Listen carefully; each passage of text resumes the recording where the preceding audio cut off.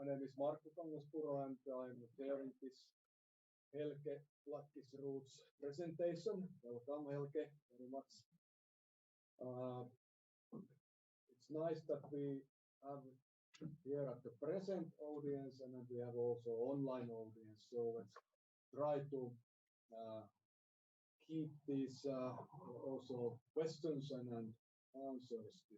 I try to pick up you from online and at the same time focus you as well. Just raise your hand when you have a question or comment to Helge after the presentation. But I briefly want to introduce also our guest. Helge is a senior researcher at the Norwegian Institute of International Affairs, where he has been almost 20 years in charge of developing NUPI's research portfolio on Russia and post-Soviet space. And he has also news for us. He is moving to the University of Oslo. Congratulations for the new position. And as I think that almost all of us know, but just to say that mention that Helge's research interests, national identity, national building and center regional relations in Russian Federation. He has also published quite intensively. Last publications are Ruski as the new Rossiyski, nation building in Russia after 1991. It has been published just in nationalities papers. The press publication and latest book is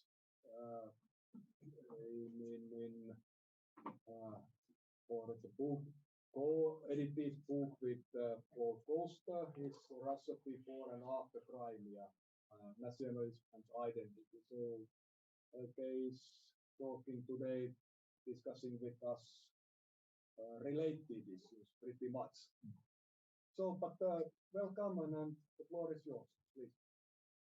Thank you, Markku, and thank you for the words of introduction. And also, I would like to use the opportunity to express a heartfelt thank you to the Aleksanteri Institute for the warm welcome here at the Institute and for the possibility to spend 1.5 months here this spring. Okay. So the title of my presentation is Mobilizing the Past, Russian School History Textbooks, Narratives and Political Legitimation Strategies. And this is the main project that I'm working on while here at the Aleksanteri. It's a work in progress, but at least I will share with you some preliminary findings.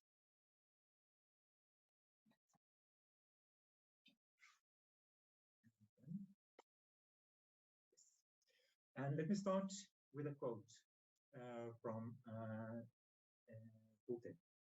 This is from his 2021 address to the Federal Assembly. And he said, I opened some school textbooks and looked with surprise at what is written there, as if not about us. Who writes, who approves such textbooks?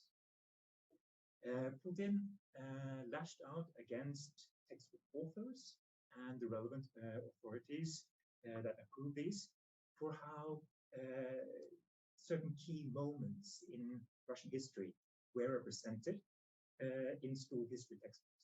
And this 2021 speech is not the first instance of that. In fact, Putin has attacked textbook authors for misrepresenting historical facts quite consistently during his years in power, expressing his misgivings concerning inaccuracies and oversights in history education. That has been somewhat of a constant theme during his years at the helm of Russian politics. And obviously for any regime, whether democratic or authoritarian, the power to control the official interpretation of national history is considered important for nation building and nation maintenance. The narrative presented in school history textbooks is intended to strengthen the sense of belonging to and identification with the nation. And in mobilizing a common past, either real or invented, the authorities reinforce the borders between those defined as belonging to the nation and those who are defined as being the others. By facilitating the internalization of a given understanding of the national community,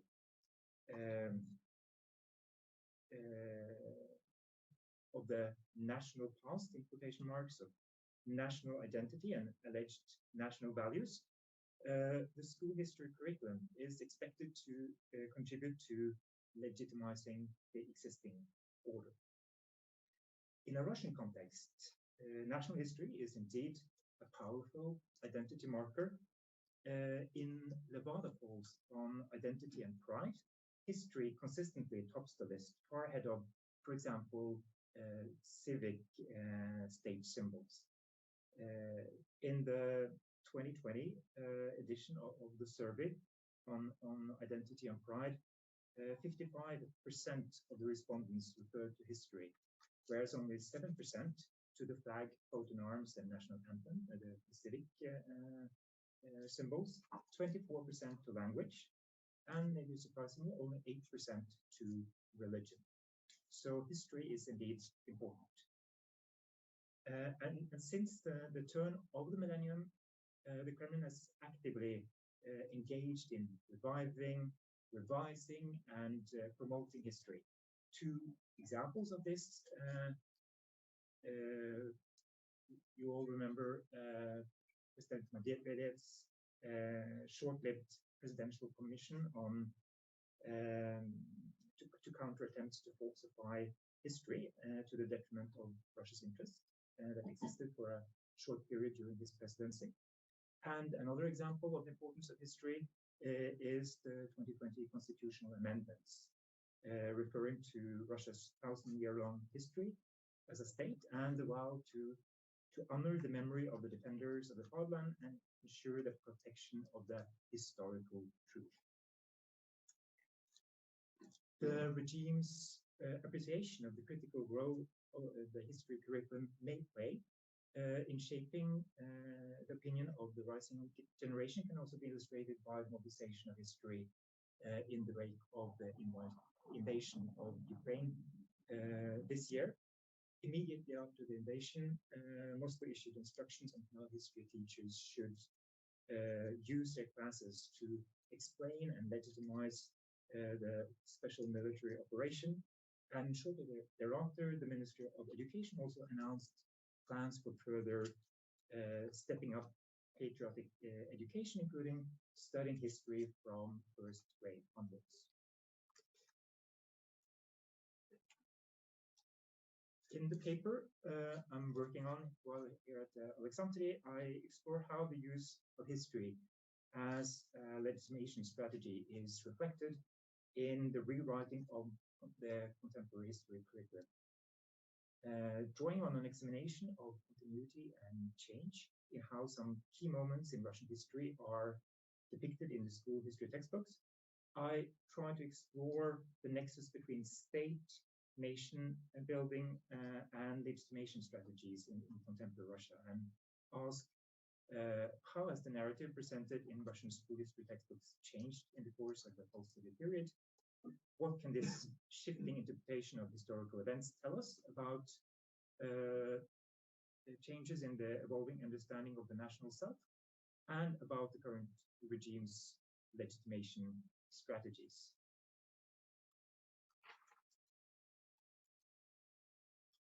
All political regimes seek to legitimize themselves and their claims to power. Authoritarian regimes are no exception. While an authoritarian leader may rely on fear or greed to prop up the regime, Martin von Hagenbaum reminds us that these tools alone do not provide a stable foundation to political rule because they do not produce legitimacy. If an authoritarian regime aspires to perpetuate itself, it will have to ensure that it enjoys some sort of legitimacy among the populace. In democratic regimes, popular elections serve as the main conduit for political legitimation. In an authoritarian regime, however, even if elections may take place on a more or less routine base, the fact that they're not meant to affect the power balance or decide who is in power means that they cannot serve the same purposes. So authoritarian regimes therefore have to turn to other sources to construct convincing claims about legitimacy. Most research on how authoritarian regimes legitimize their rule is focused on selective use of repression or cooptation, or on regime performance.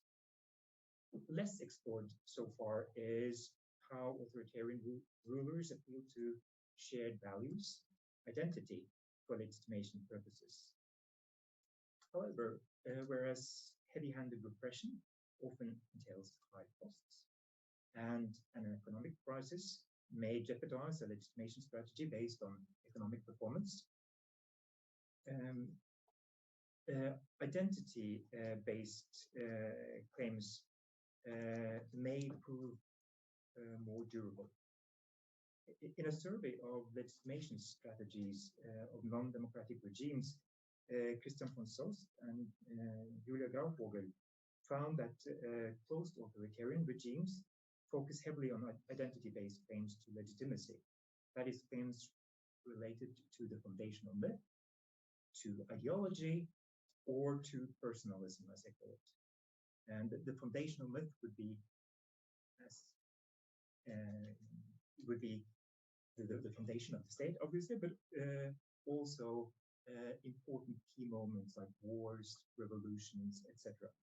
Ideology would relate to communism, nationalism, or other claims about the righteousness of the given political order, and personalism on the leader's centrality in maintaining stability, order, unity, etc. As regards the foundational myth, and that's what I'm focusing on, the ruling elite will seek to mobilize the historical origins and formative moments or events to legitimize its current action, politics, and strategies. The past is obviously always open to reinterpretation.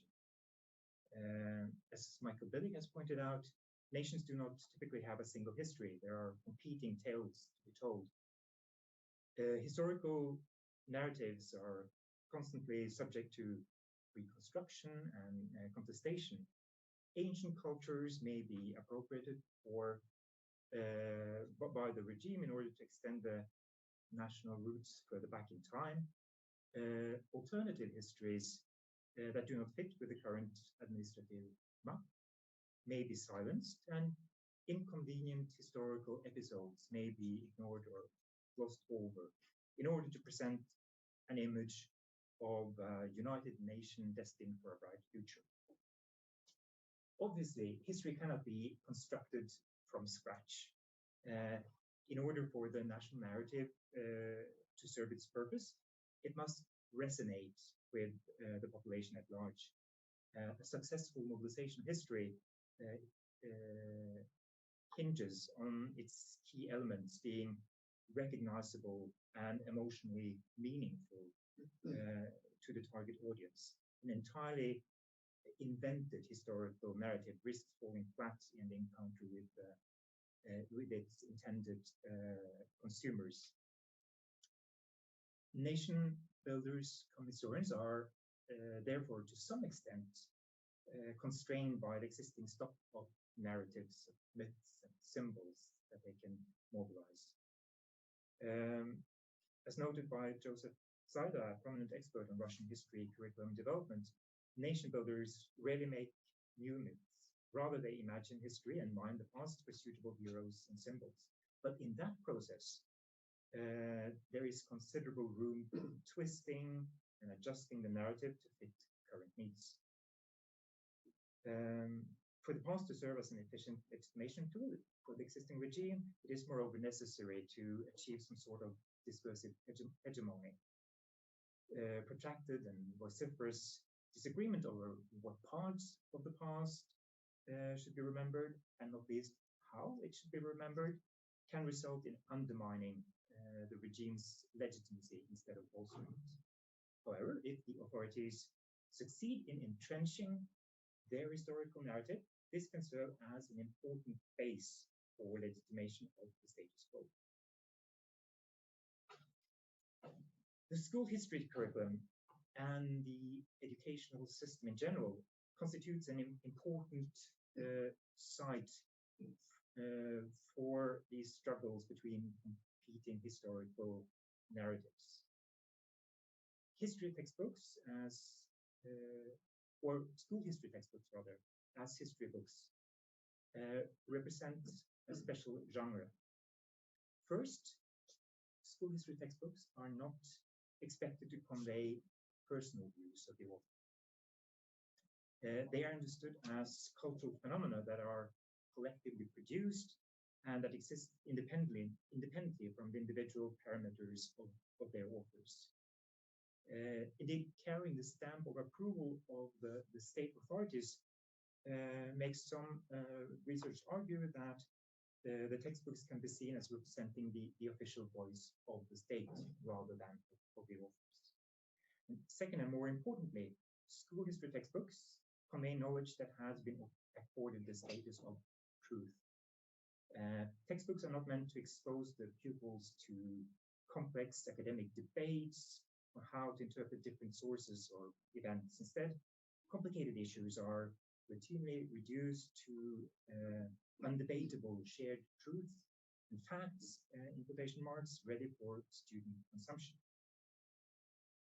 History as a school subject is therefore deeply politicized. Well, on the face of it, the curriculum is to provide pupils with enhanced knowledge and understanding about their historical roots and the national past.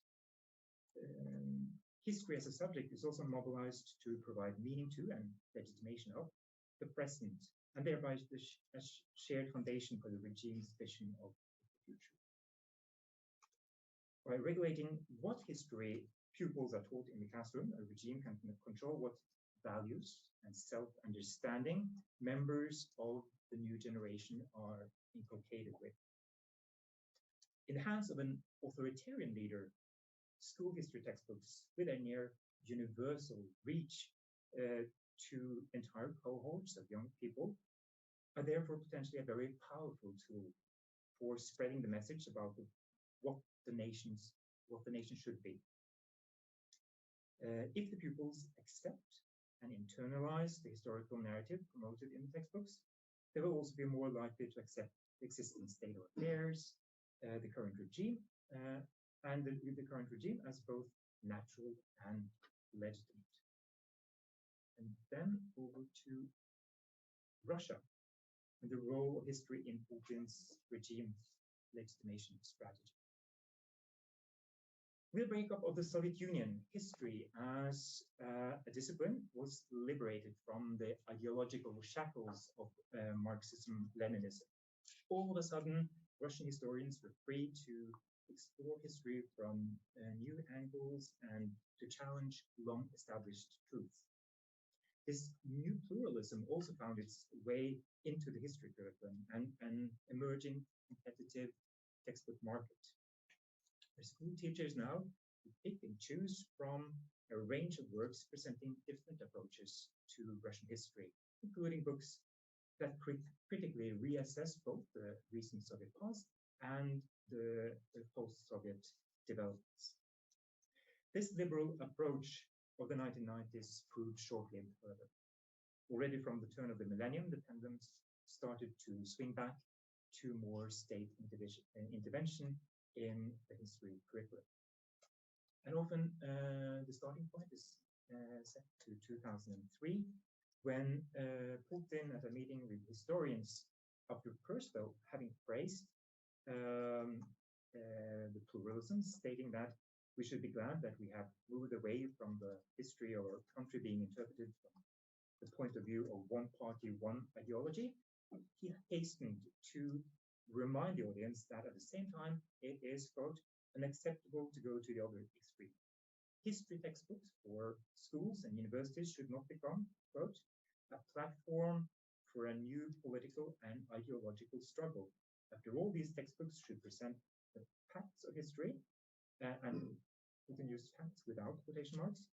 They should instill, especially in young people, a sense of pride both in their national history and in their country.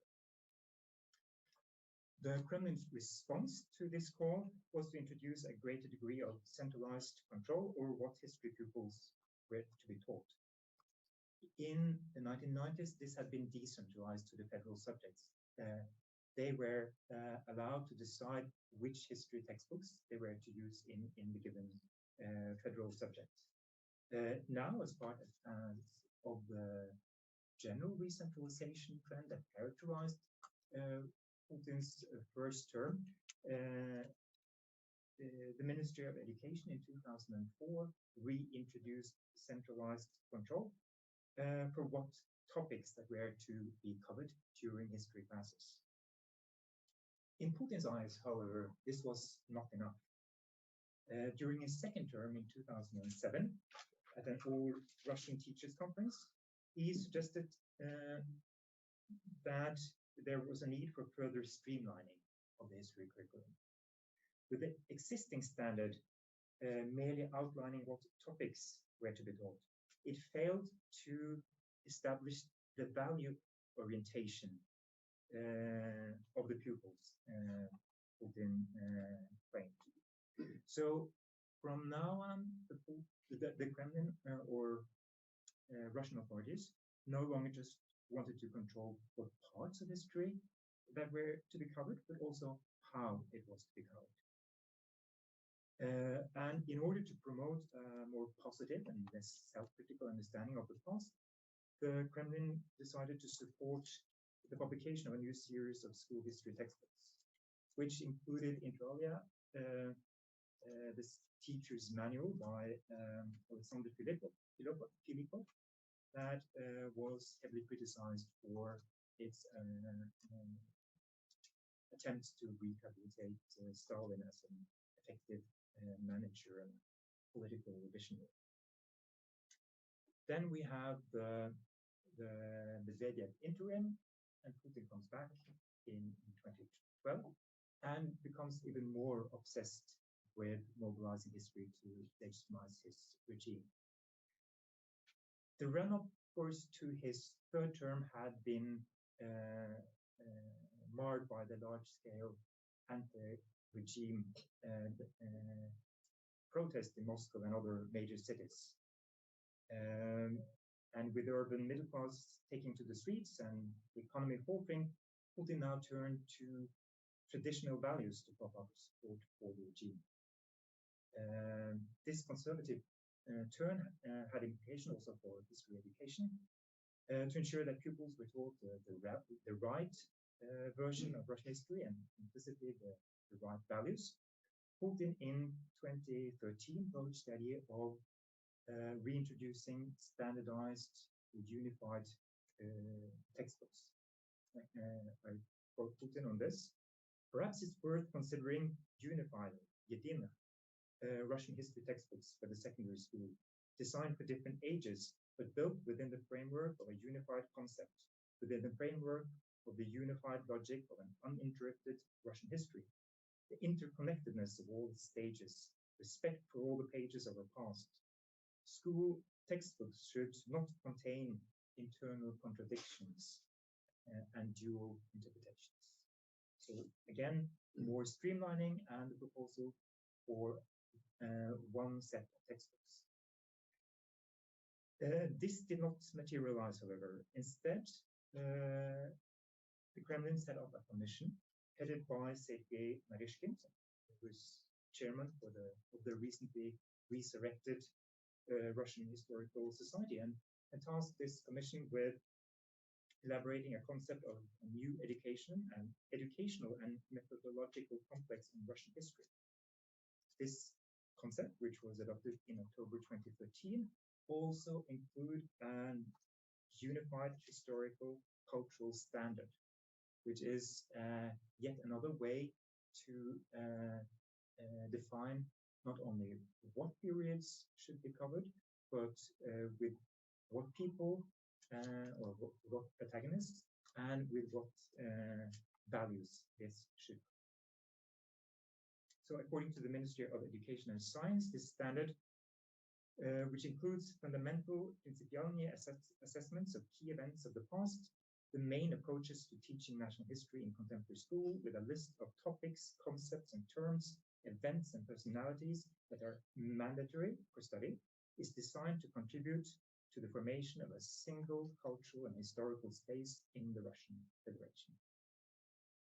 In a meeting with the authors of this concept, Putin stressed that it was hard time to get rid of the ideological rubbish, the ideologiczki musor, that allegedly had seeped into many of the textbooks currently in use.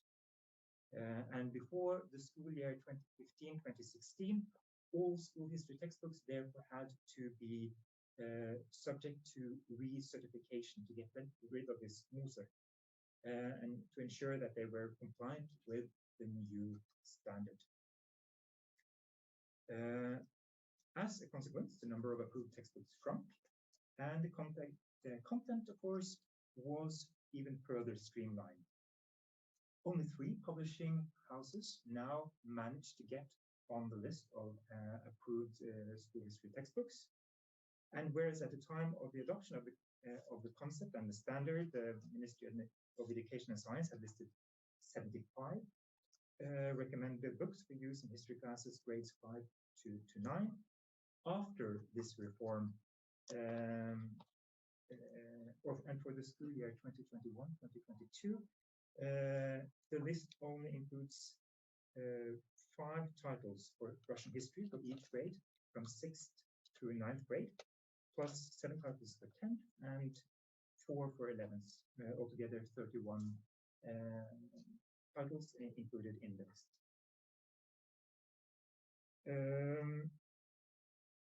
This does not mean that the Kremlin is content with the state of affairs, though. The combination of vociferous memory wars that have been raging between Russia and some of its Western neighbors, increasing international isolation of the regime, has led the Kremlin to double down on its efforts to streamline and control the national history narrative. In 2020, the Russian Historical Society was once again tasked with developing an improved version of the concept for teaching history of Russia. That also included an improved historical cultural standard.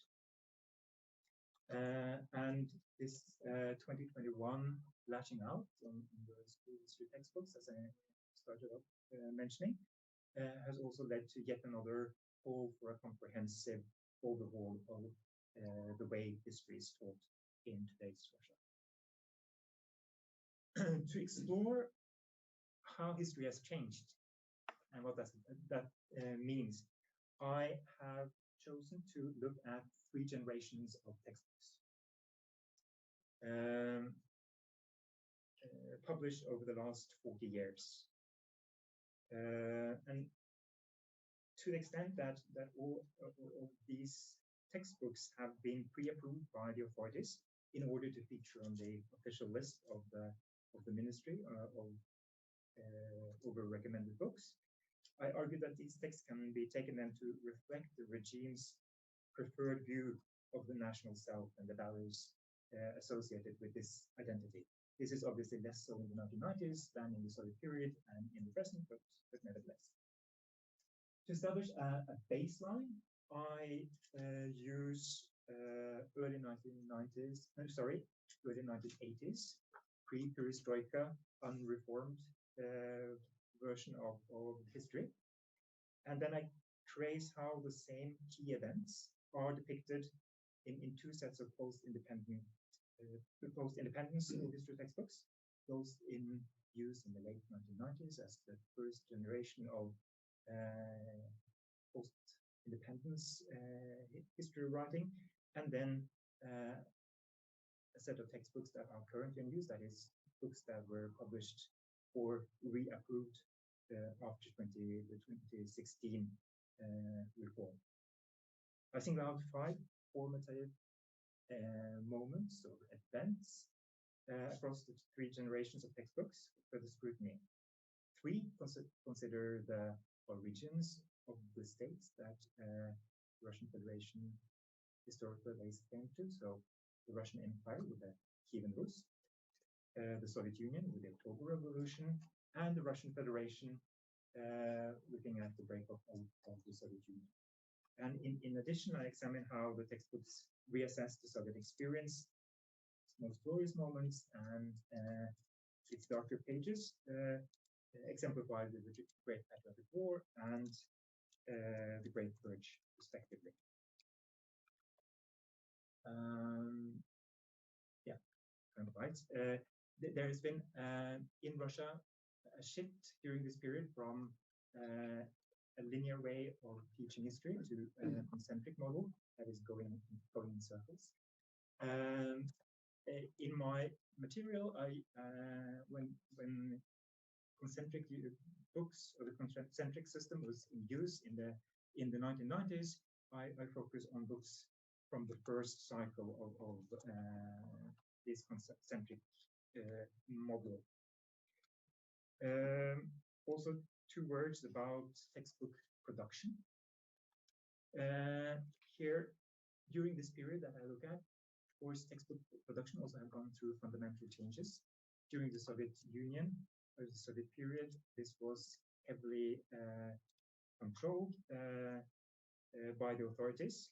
Then in the 1990s, state monopoly was broken. A plethora of new publishers entered the market with new titles that were approved by the authorities. And then following the implementation of the 2013 concept and the unified historical cultural standard, the market has again, or the number of publishers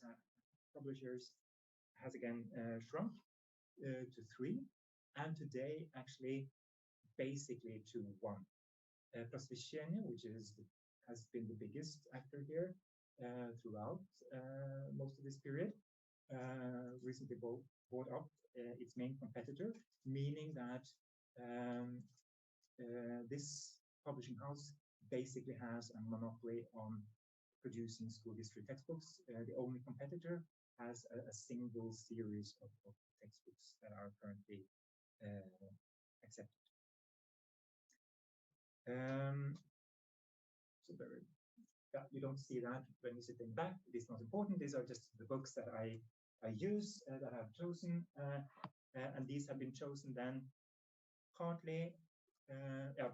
All of them are published by Prosvещение. I chose to stick to that publishing house to have some continuity. There is also a partial continuity when it comes to authors, at least across the 2 last generations of textbooks. And then I've chosen books that were influential in that they were reprinted over and over again. So, for instance, the Nevskina Leibniz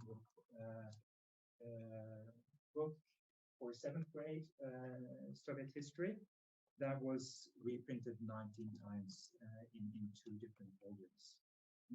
And so all of these books have been reprinted over and over again. And for the current generation, I stick to 2016 edition, but these are books that are still on the list of approved books.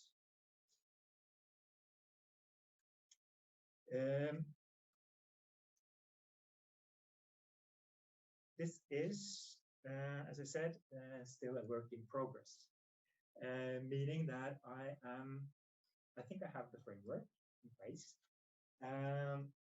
But when it comes to the reading up of the school history textbooks, I've been through everything once, and now I'm slowly moving through it again. But the only part where I've actually read all the material I'm planning to read, including the historical cultural standard and the guidelines for how history is to be taught is for Kiev and Rus. With the other periods that I'll skip through more quickly, I have just done the preliminary reading. But when it comes to Kiev and Rus, of course, a recurrent trope in the Kremlin's historical narrative is that Russia has a 1,000-year-old history. This was, as I mentioned, also written into the constitution. But this claim is, of course, premised on medieval Kiev and Rus being seen as the historical cradle of contemporary Russian statehood, with an uninterrupted line running from Kiev and Rus via Muscovy, Russian Empire, Soviet Union to the Russian Federation. At the same time, of course, this ownership, in quotation marks, is contested by the Ukrainian national narrative, which seeks to claim Kiev and Rus for itself. And these rivaling claims, as well as the fact that the cradle of the nation is now located outside the state borders of the Russian Federation, they are reflected in the changes introduced in today's history curriculum, I argue. If we compare the narrative in the history textbooks across these three generations of textbooks when it comes to Kiev and Rus, there is, of course, fundamental changes in the plotline. Initially, the formation of the first East Slavic state was being described as driven by the ruling class's greed for surplus value and the gradual subjugation of free farmers, whereas in post-Soviet editions, histories or the plotline is driven by the need to protect the peaceful population from the nomadic tribes in the Eurasian steppe. Likewise, the protagonists have changed, with the toiling masses being replaced by an emphasis on princely rulers. Of particular interest from a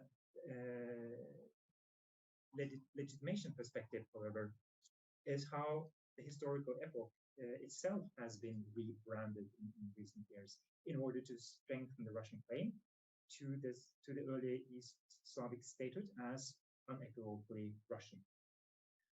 Sorry. Back in the Soviet period, seventh graders had learned about the establishment of the first East Slavic state in the chapter Origins and the Development of Feudalism, where the first subsection was titled Early Feudal State, Kiev and Rus, from the 9th to the early 12th centuries. Likewise, the textbook for sixth graders published in the late 1990s, there is no doubt about this state being centered on Kiev. This book opens with the chapter Kiev and Rus. Feudalism has now been relegated to a subsection. And all subsections that deal with the establishment of medieval statehood follow suit. Kiev and Rus in the 9th and the 10th centuries, Kiev and Rus at the turn of the 10th and 11th centuries, the adoption of Christianity, Kiev and Rus in the 11th and early 12th centuries, and the heyday of Kiev and Rus. So in the 1990s edition of the textbook, it's all Kiev and Rus. In the text itself, the authors may refer to this state simply as Rus. But the centrality of Kiev is never disputed. They have a lengthy introduction in this book before they get to the first chapter, where the authors write up the medieval Novgorodian chroniclers attempt to position Novgorod as the cradle of the nation, based on being the home of the Rurikid dynasty, as parochial patriotism, kredietchesky patriotism.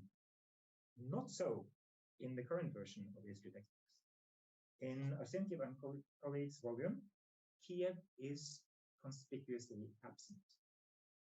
In the chapter devoted to the merging of Kiev and Rus, which is called Rus in the 9th and first half of the 12th century, there are 9 subsections. In 6 of these, the state is simply referred to as Rus. In 1, as the ancient Russian state, Древнерусское государство, and in the subsection on the rule of Yaroslav the Wise, Rus has actually already become Russian. The Russian state under Yaroslav the Wise. So that the textbook authors do acknowledge that historians sometimes refer to this, and I quote, Kievan Rus, based on the name of the capital, but they themselves consistently avoid using this appellation. And Ukraine and Ukrainians are nowhere to be found in this story. Not even in the paragraph on the formation of the ancient Russian people, Древнерусская народность. In previous edition, both in the Soviet and in the 1990s, this is seen as you have the East Slavic tribes, you get Kievan Rus, they unite in the Древнерусская народность, and it's said, and this is the forefathers, foremothers of the Russians, Ukrainians, and Belarusians. How do you tackle this today? In the contemporary textbook, when you come to this section where this normally was said, instead the authors point out how Polians, Drevlians, Severians, and other East Slavic tribes, when facing an enemy during military campaigns, henceforth would, quote, proudly declare, we are Russian, мы из рода русского, and no Ukrainians. So as sanitizing of the story, a de-emphasizing of Kiev, and a partial upgrade of Novgorod as preceding Kiev when it comes to the formation of statehood. I'm talking and reading and we're moving slowly, so I just skim through this very quickly. Also because I haven't finished my reading here. But the great October Socialist Revolution, October Revolution, obviously the foundational myth of the Soviet Union. Huge emphasis on this in the Soviet textbook. The major part actually of the 20th century history is devoted to this, and everything leads up to this as the natural climax, right? So you start in 1905 and everything builds up to the great October Socialist Revolution. In the 1990s, there is a reversal of the representation, obviously. Now it's called the Bolshevik coup, and it's instead the February Revolution that is the good revolution that was followed then by the Bolshevik coup. And instead of having a line from 1905 to 1917, now it's presented in a chapter that starts in 1917 and then follow all the turmoil with the Civil War and net until things settles in 1927. Current version, partial re-evaluation, is no longer a Bolshevik coup, and the revolution is great again, but so is also the February Revolution. And what is important here, I think, is that it's no longer a socialist revolution, but it's a Russian revolution. So it's this is called the Great Russian. The chapters are called the Great Russian Revolution, February, and the Great Russian Revolution, October. So now they're more or less equal.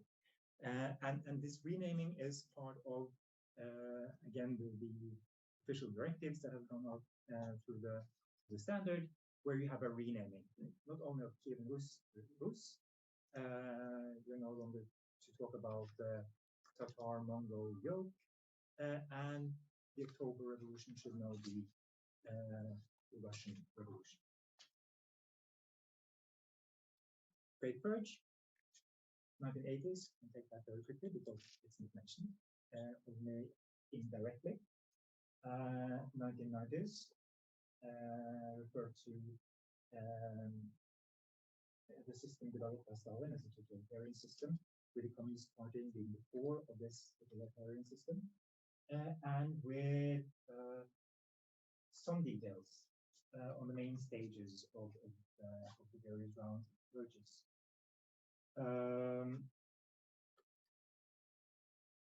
2016, again, some details on the purges, 2 pages devoted to the Great Purge, but also this tendency that several authors have pointed out, that the purges were necessary.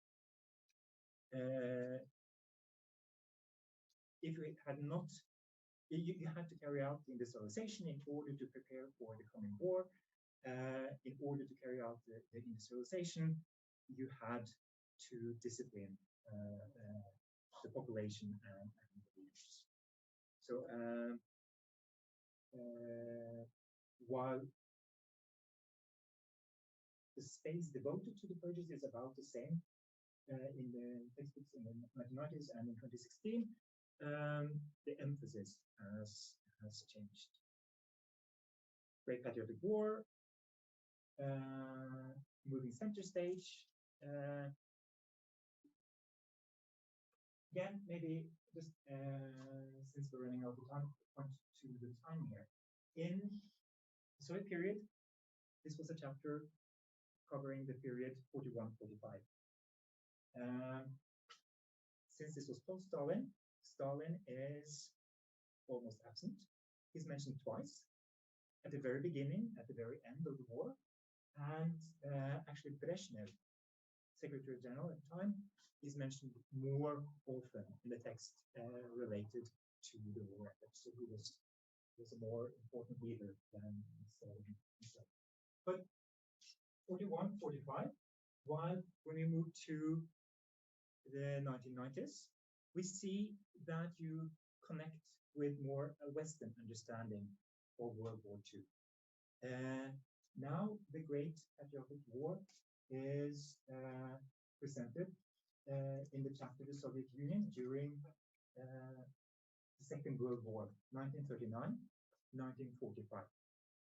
So it's connected to the war going on in Europe instead of starting with Germany and the Soviet Union. And then in the current version, we are back to the start with the war being the Great Patriotic War. Second World War is out as a concept. War starts in 41, and you just have a section on preparations for the war leading up to 41. And finally, super quickly, because this is also just mentioned in 2 books, coming into being of the Russian Federation. 1990s. This book, of course, covers just the very beginning of the transition from the Soviet Union to the Russian Federation. So it covers developments up to 1994. It's very negative. The economy is bad. Social development is bad, but so are the leaders, and they are also to blame. So very harsh criticism of Gaigai and Sherman, for example. 2016, more or less the same. Expands the description of the 1990s, but basically what the 1990s, the purpose of the 1990s is to prepare for the new millennium. So I'm just back here. The section on political development ends with, and I quote, urgent steps were needed to strengthen state power and ensure the state unity of the Russian Federation. That was the end of the 1990s, and we're ready to discuss with them. And final slide, conclusions with question mark. Where are we today?